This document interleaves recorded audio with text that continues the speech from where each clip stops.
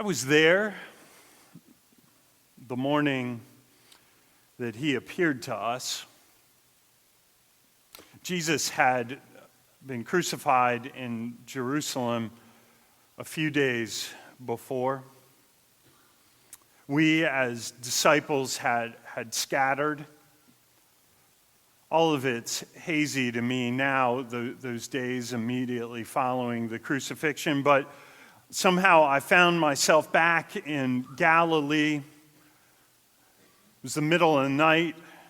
About 7 of us were fishing for lack of knowing what else to do. We didn't talk that much that night, and we certainly didn't catch anything. And as the sun was rising, we had moved closer to the shore, and there he was. Jesus was on the shoreline. There was a fire next to him. We didn't at the time recognize that it was Jesus. But he called out to us and said, "Did you catch anything?" And we said, "No." And he said for us to put our nets back into the water. And sure enough, a load of fish came about at that moment. And the beloved disciple, John, knew immediately that it was Jesus, and he told all of us. And when Peter heard that, Peter immediately jumped out of the boat and went toward shore. And the rest of us who were left, we brought the fish in. And Jesus said to me, "Will you bring me some more of those fish?" And he cooked breakfast for us. And none of us dare state the obvious that it was Jesus, for we knew. That was a miraculous moment, one like I've never experienced before. And Jesus had said to me when we first met that I would see great things. And certainly that was an astounding moment. My name is Nathaniel of Cana.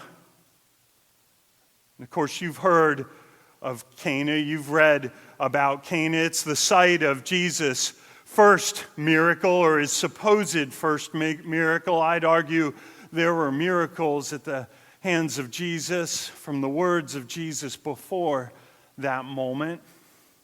My hometown, Cana, was about 8 miles north of Nazareth. It was the 3rd day of Jesus' ministry. It was the 2nd day that I had actually been familiar with Jesus, had met him and was in his company. And we were at a wedding of 2 families that I knew, I grew up with in Cana.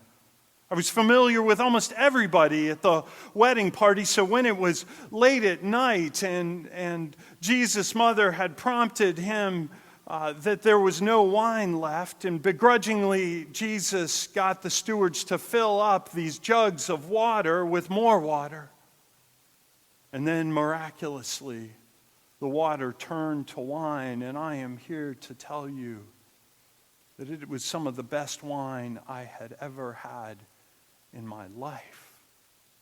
My family, the wedding party, all those gathered were in awe of this moment.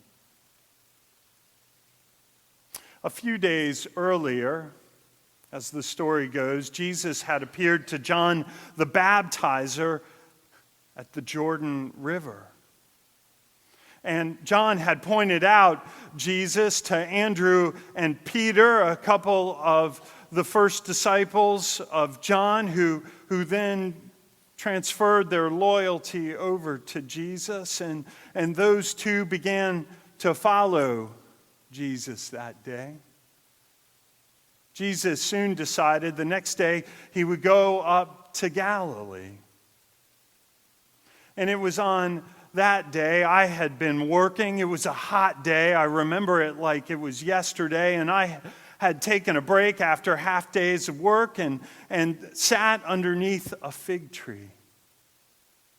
It was cooling off, getting ready to begin my work again. When Philip, my friend Philip, came up to me, and he was extremely excited and was talking so fast I could hardly understand him. I slowed him down. I said, "Start again, Philip." He said, "We found him. We found the one that Moses spoke of, the one that the prophets have written about. It's Jesus, son of Joseph from Nazareth." And then I said the line that you all are familiar with, that I have become known for. I said to Philip immediately, "Does anything good come out of Nazareth?" And Philip said to me, Come and see." Nazareth. I mean, Nazareth was a little village outside of a larger city that it was totally dependent on. Nazareth, it's not even mentioned in the Hebrew Bible, what you all refer to as the Old Testament.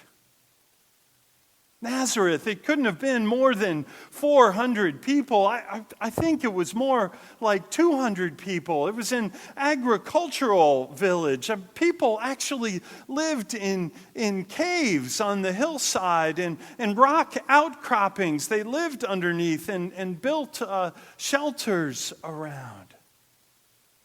So when Philip told me this, I thought, how can it be that someone this great would come from that place?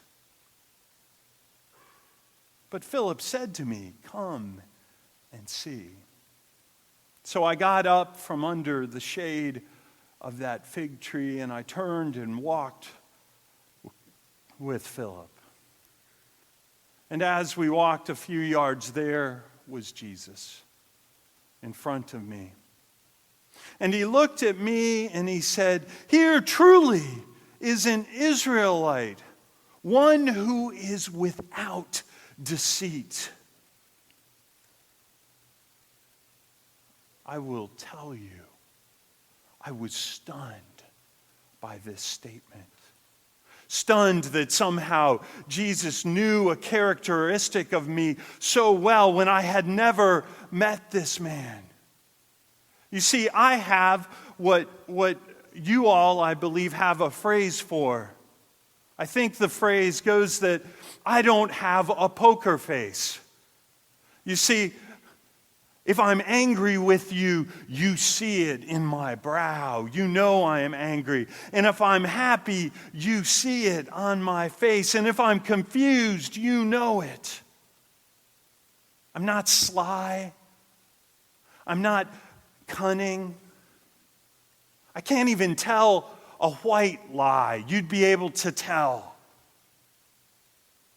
I've been truthful. I just can't help it. It rises up out of my being.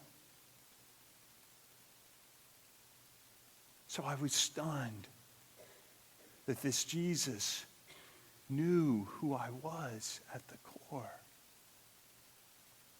And I said to Jesus, how do you know me? And he said something strange. He said, "Well, before Philip even approached you, I knew you were sitting under the fig tree."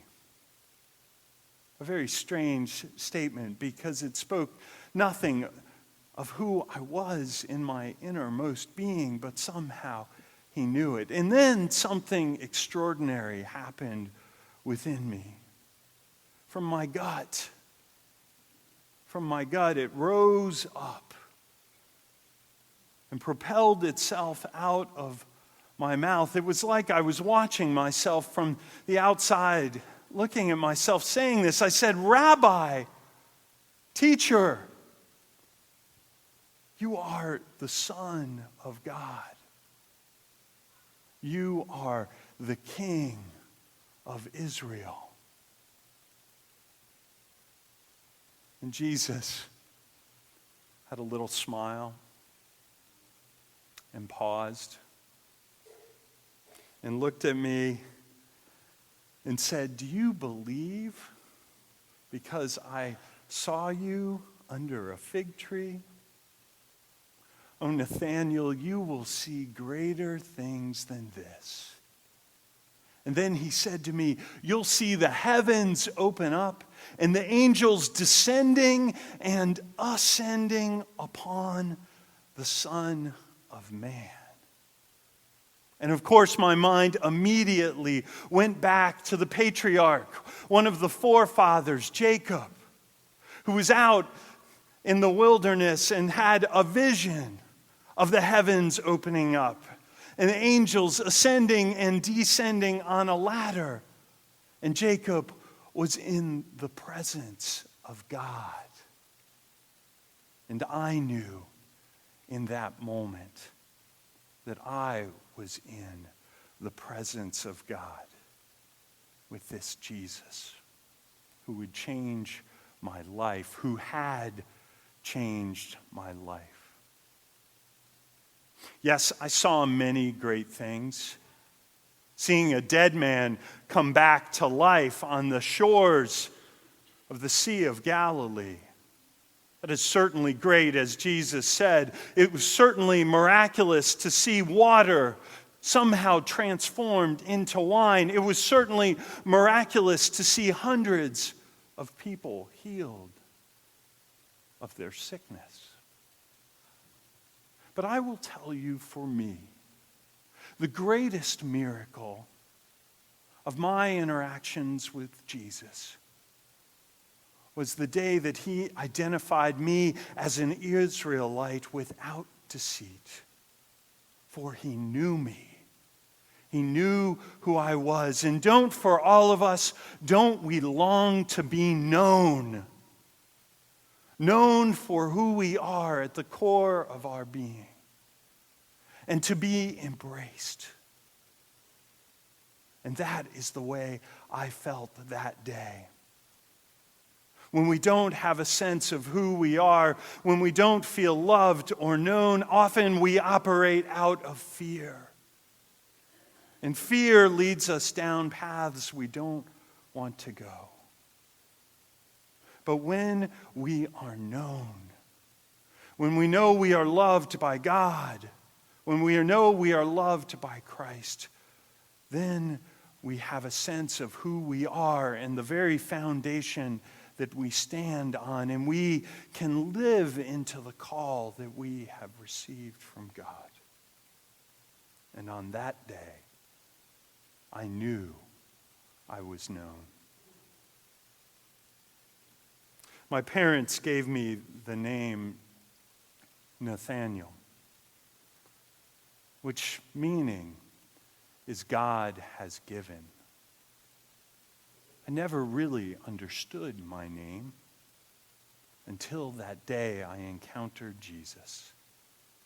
For then I knew that God had given me life and breath and gifts and talents to live into who God called me to be. Thanks be to our merciful God. Amen.